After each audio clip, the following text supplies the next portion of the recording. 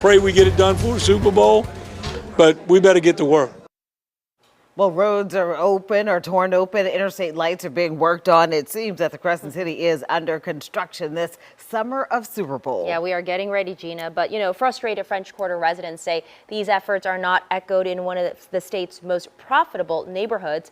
And recent crime incidents have gotten the attention of state leaders. WDSU reporter Jonah Gilmore live in the French Quarter. Jonah, residents, even the lieutenant governor, are saying that crime is just the tip of the iceberg here.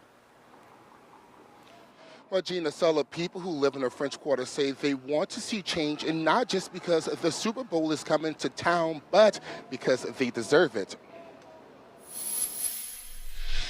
Right now, the biggest concern is safety and security of the French Quarter. People who live in the French Quarter say they are concerned about the historic neighborhood, but crime is just a fraction of the issues. We have a tremendous burden with 19 million tourists a year on our infrastructure, so we need to address that.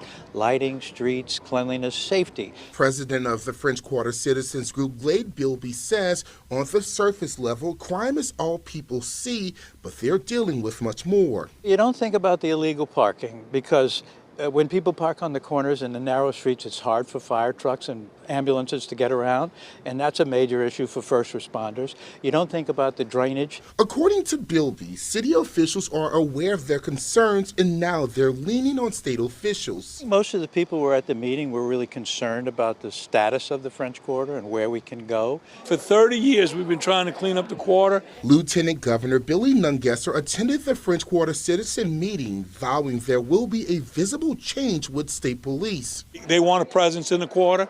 They're using our office now, but they're going to be putting cameras. They got drones. They're on it. Nungesser says he presented a plan to the mayor that would have created a partnership for the state to manage the quarter. He says although it failed, he's willing to try again in hopes of addressing the issues and making the area safer. This asset is too important to the state not to clean it up, keep it safe, and make it shine.